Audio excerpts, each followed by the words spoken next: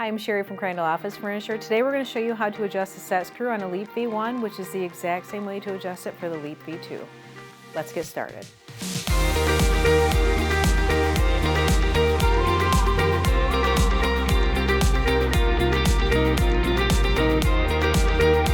The tools we need to remove the seat is either a screwdriver this size, a screwdriver this size, a wooden spoon, a plastic spoon, or basically anything that you have that will go underneath the seat and is long enough and strong enough to press the button up to release the tab.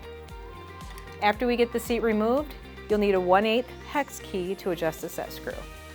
So when I remove the seat off of a chair, I like to have a second chair with me because it's easier for me to sit down in the chair, tilt this chair forward, and what I like to do, I tell my customers when I'm talking to them on the phone, bring the seat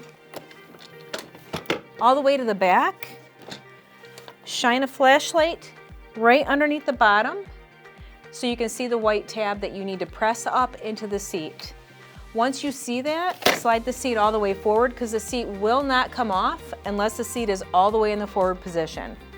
I'm going to use the wooden spoon to remove the seat. What you want to do is you want to stick that spoon as close to the rail as possible, get it in there to press that tab up, and then you have to lift the lever to remove the seat. So when we're adjusting the set screw, you can use your own hex key or you can use the one that we supply with your chair. So this chair, we have it set up that this set screw is too tight. So you can tell that your set screw is too tight in your top activated chair when you put weight on the chair and you don't touch the lever and it goes down. Take weight off and it comes up all by itself. That means the set screw is in there too tight and is pressing on your activator button and is keeping your cylinder activated all the time. What we want to do is we want to loosen the set screw a quarter turn at a time until it holds weight and it only lowers when we lift the lever. So we're going to turn this a quarter turn, and sometimes it can be a little tight to turn, but we want to just give it a turn, test it. Now it's not going down.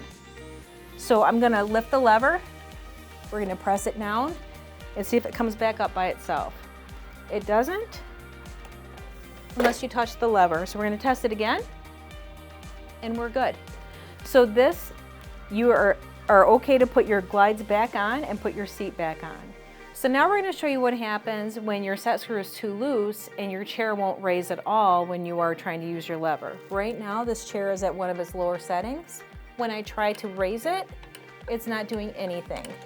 So we're going to take the set screw and we're going to tighten it a quarter turn at a time until the lever works. So we're going to do a quarter turn, test it, and it worked a little bit, but not as much as it should come up very smooth and very easy.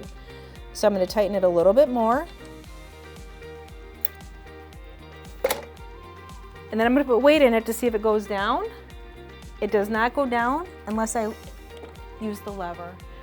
So there you go. That's how we adjust the set screw. So now when we put our seat back on, we need to put our glides on first. So you're going to hold your left glide in your right hand and you're going to slide it over the bar until it goes into place. And you're going to do the same thing with the other hand. You're going to put the right glide in your left hand. You're going to slide it over the bar till it goes right over where it belongs. Then you're going to get your seat. You want to make sure that you are pressing your seat depth lever because it will not go on if it's not engaged. And you're going to line it up and slide it on. And that's how you adjust the set screw on the Leap V1 and the Leap V2 chairs. If you have any questions at all, please reach out to us through the website or through Facebook. And if you like the video, please like and subscribe. V1, which is the same procedure for adjusting it. Nope, let's try that again. Please reach out via the website or Facebook. And nope. Okay, so the tools needed today to, oh wait a minute. You're gonna have to stop that because I do need this. I didn't even tell them what it was for. Let me try it again. You're gonna have to cut that out. I think I might have turned it the wrong way. So we're gonna have to cut that. We're gonna stop for just a second because I have to think about this. No worries.